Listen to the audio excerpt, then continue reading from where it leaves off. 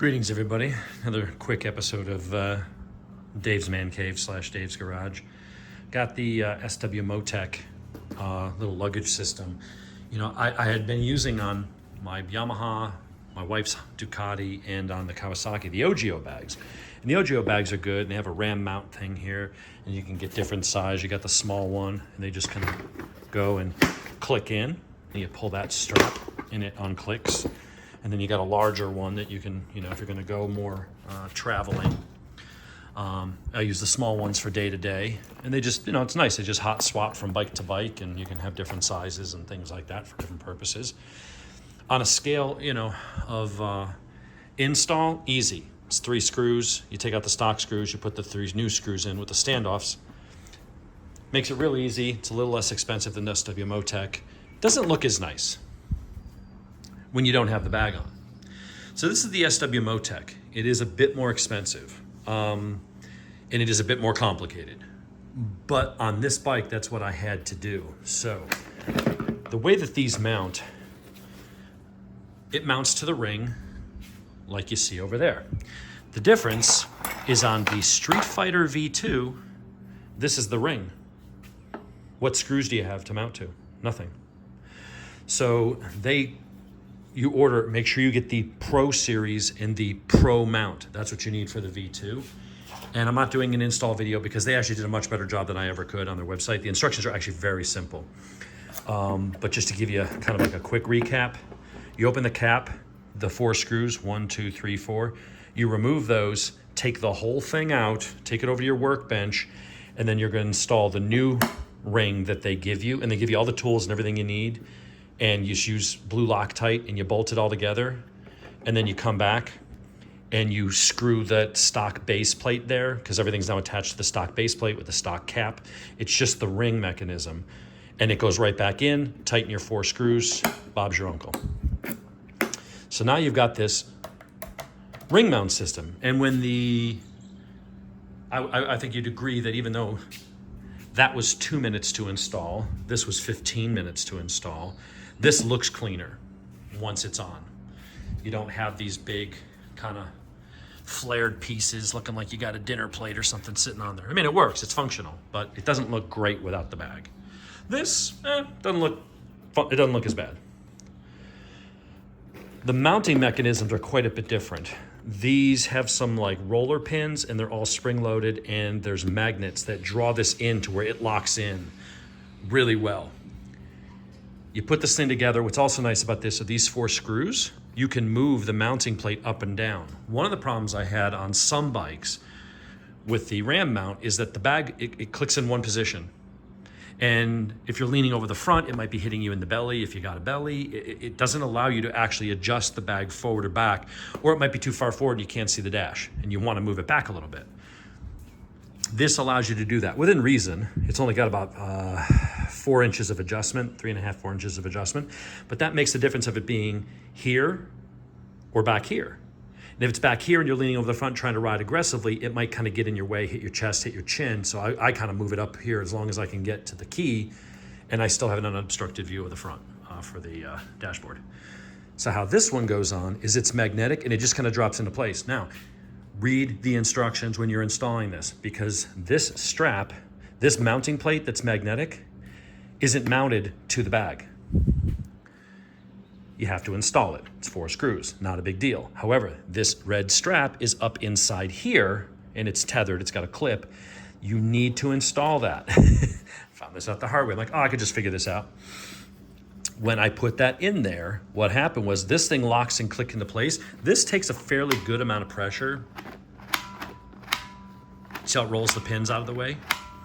That ain't coming off if you can't pull that. And when that is up underneath there, I'm like, oh shit, I can't get to that. How the hell am I supposed to get that to pull it? So I had to go to the inside of this and remove the screws from this plate, and then I was able to grab it and pull it out. So make sure you follow the instructions. They come in the bag, I don't know where I put them, but install it like that. So this goes up, goes inside, and then basically you almost can't do this wrong.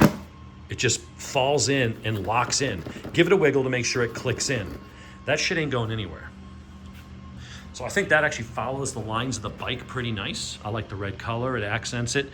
it kind of follows that. This does expand, so if you want to throw a bigger bottle like a Gatorade or something in there, you can unzip that and it does expand. They sell different sizes, so this will be my day-to-day. I need to be able to throw my cell phone in there, garage door opener, charging brick, spare battery, and cables for charging things, batteries for my microphone, throw a Leatherman in there, you know, a pair of sunglasses. I could throw smaller bottles of Gatorade in there. That's about all I'm going to get in there for the small day-to-day thing. But then if I go on a trip, I can get bigger bags, and they'll use the same mount, and they just click in. You want to get it off? Giggity. Just grab these red straps, give it a good pull, and you'll feel it click, and that just pops off. Really nice design. On a scale of 1 to 10 and how hard is the install, that's a 2. That's a 1 or a 2.